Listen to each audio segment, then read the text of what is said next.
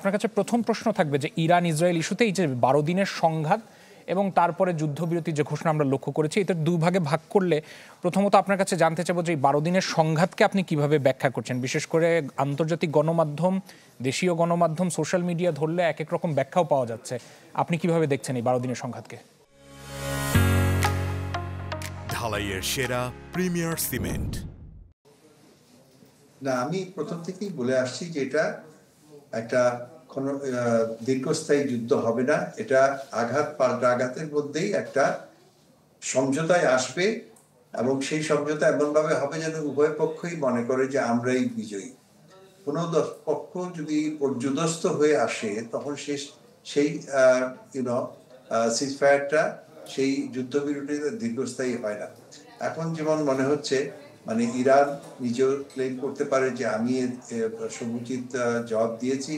ইসরায়েলও মনে করছে যে আমরা আমাদের বিরুদ্ধে যে ছিল, যে আশঙ্কা ছিল একটা পরমাণু অস্ত্র তৈরি, সেটা আমরা সম্পূর্ণভাবে ধ্বংস করতে পেরেছি। সুতরাং তাদের অবজেক্টিভ, দুইজনই বলতে পারে যে আমাদের অবজেক্টিভ পুরো হয়েছে এবং এখানে এই যুদ্ধবিরতিটা থাকবে। তো এবং যুদ্ধবিরতি আছে এই মুহূর্তে। একটু আগে আমি CNN দেখছিলাম যে যেহেতু এটা উনি এখন এশিওর, ডোনাল্ড ট্রাম্প এশিওর যেটা থাকবে, সেই জন্যই কিন্তু উনি ওয়াশিংটন ছেড়ে এখন ন্যাটো হেডকোয়ার্টারে যে ওদের যে সম্মেলন হচ্ছে সেখানের জন্য উনি রওনা হয়ে গেছেন। এখন হয়তো আটলান্টিকের উপরে আছেন। তো যেটা এরপরে যে ভায়োলেশন, যে বরঞ্চ উনি খুব ব্লেম করছিলেন ইসরায়েলকে, যেটা আক্রমণ হয়েছে ইসরায়েল থেকে, ইরানের থেকে, সেটা মাত্র একটা আপনার মিসাইল, যেটা ইয়েতে আপনার বীরশেবা, ওদের দ্বিতীয় বৃহত্তম শহর বীরশেবার ধারে কাছে পৌঁছে এম ছিল, কিন্তু সেটাও ধ্বংস হয়ে গেছে। এবং সেটা ইরান কিন্তু বলেছে যে না, আমরা ছুড়ি নাই। কে ছুড়লো? হয়তো এমন হতে পারে only other force that can launch এর সেটা হচ্ছে হুতি বিদ্রোহীরা যদি ছড়ে থাকে তাহলে সেখানে ইরানের হয়তো দায়িত্ব সম্পূর্ণ হবে না। কিন্তু ওই একটা মারার পরে কিন্তু ইসরায়েল আবার অনেকগুলো বিমান পাঠিয়েছে ইরানের বিরুদ্ধে, এবং সেটাতে ডোনাল্ড ট্রাম্প বলেছেন এটা প্রয়োজন ছিল না।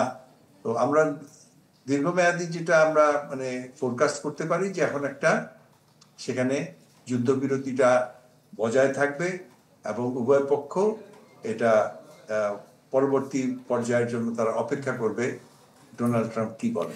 কিন্তু জনাব ইশফাক ইলাহি চৌধুরী, এই যে যুদ্ধবিরতি লঙ্ঘন নিয়ে যে অভিযোগ, পাল্টা অভিযোগের কথা বলছিলেন, যেটা কিনা ইতিমধ্যে গণমাধ্যমেও চলে এসছে, তাতে কি মনে হচ্ছে যে যুদ্ধবিরতির কথা যেটা এখন পর্যন্ত বলবৎ রয়েছে সেটার কার্যকারিতা হারাবে? না, হারাবে না। আমি যেটা বললাম যে ইরান ইতিমধ্যে মেনে নিয়েছে এবং একটা মিসাইল ইসরায়েলের আকাশে এসেছিল, সেটাকেও তারা ইসরায়েল ডিস্ট্রয় করেছে, কোনো ক্ষয়ক্ষতি হয়নি। এবং কিন্তু তা সত্ত্বেও ইসরায়েল একটা বড় ধরনের আক্রমণ করেছে ইরানের বিরুদ্ধে, যেটা নিয়ে ট্রাম্প খুব অসন্তোষ প্রকাশ করেছেন। ওনার হেলিকপ্টারে ওঠার আগে হোয়াইট হাউস লন থেকে উনি বলেছেন যে আমি এটা আশা করি নাই যে তারা এটা করবে, কারণ কতগুলো প্ল্যানিং আগেই হয়ে যায়। এবং যেহেতু ইসরায়েল বলেছে এই মিসাইল আমরা ছুড়ি, সেই ক্ষেত্রে একজন নিরাপত্তা বিশ্লেষক হিসেবে ইসরায়েলের আচরণকে আপনি কিভাবে ব্যাখ্যা করবেন? কেননা গাজা ইস্যুতেও দেখা গেছে যে যুদ্ধবিরতির ঘোষণা আসার পরে ইসরায়েলের আচরণ একরকম ছিল। এই ক্ষেত্রে এরকম ঘটনাও কি সেই ক্ষেত্রে ইসরায়েল একই রকম আচরণ করবে? আমার মনে হয় না, কারণ যে মেসেজ তারা পেয়েছে ডোনাল্ড ট্রাম্প থেকে তাদের এই আক্রমণের ফলে, এবং যদি ইরান থেকে আর কোনো মিসাইল না আসে, তাহলে তো প্রতি আক্রমণ করার কোনো কারণই থাকতে পারে না। কারণ তারাও ইসরায়েলের তরফ থেকেও বলেছে যে আমরা যুদ্ধবিরতির রাজি, ইরানও বলেছে আমরা যুদ্ধবিরতিতে রাজি। সুতরাং আমি মনে করি এটা 1-to-1 হয়ে, আমার মনে হয় না এরপরে আমরা কোনো অ্যাকশন দেখতে পাবো ইমিডিয়েটলি। ভবিষ্যতে তারপরে আলাপ আলোচনা ভেঙেও যেতে পারে, হতে পারে, কিন্তু এই মুহূর্তে একটা চলতে পারে। আমার মনে হয় একটা period of if not peace, at least period, not war. If not peace, but it will not be war. তো এই যে 12 দিনের সংঘাতে যদি আমরা সারাংশ টানি, তাহলে সেই ক্ষেত্রে মধ্যপ্রাচ্যের উপরে বা আঞ্চলিকভাবে যদি দেখি যে দক্ষিণ এশিয়ায় বিশেষ করে বাংলাদেশের উপরে কিরূপ প্রভাব পড়তে পারে এরকম উত্তেজনার পরে? করতে পারতো যদি, আমি প্রথম থেকেই বলেছি যে এটা দীর্ঘমেয়াদী রূপ নিবে না, কিন্তু আপনাদের অনেক বিশ্লেষক এবং আন্তর্জাতিক পর্যায়েও এটা আলাপ আলোচনা হচ্ছিল যে যুদ্ধ এটা চলে আসে এবং বিশেষ করে বাইরের শক্তি যেটা রাশিয়া বা চীন যদি এটা জড়িয়ে পড়ে, তাহলে যদি আমাদের হরমুজ প্রণালী যদি বন্ধ করার একটা শঙ্কা ছিল, তাহলে কিন্তু বাংলাদেশের উপরে একটা অনেক প্রভাব পড়তে পারতো, কারণ আমাদের 100% আমাদের যে পেট্রোলিয়াম এবং গ্যাস সেটা আমরা ওই হরমুজ প্রণালী দিয়ে আসে। কিন্তু আসার কথা হচ্ছে যে সেটা তো হলো না, এবং যুদ্ধ যদি বিরতি যদি বজায় থাকে তাহলে সে আশঙ্কাও থাকবে না। তবে আরেকটা জিনিস এখানে যখন বলছিলেন যে আশঙ্কা করছিলেন, কিন্তু তারপরেও আরেকটা কথা হচ্ছে যে এইটা হরমুজ প্রণালী বন্ধ করার জন্য যে নৌবাহিনীর যে শক্তি ইরানের থাকার দরকার ছিল সেটা কিন্তু ইরানের নাই, এবং সেখানে একটা অত্যন্ত শক্তিশালী মার্কিন টাস্ক ফোর্স 2টা এয়ারক্রাফট ক্যারিয়ার এবং সেখানে অলরেডি মোতায়েন আছে।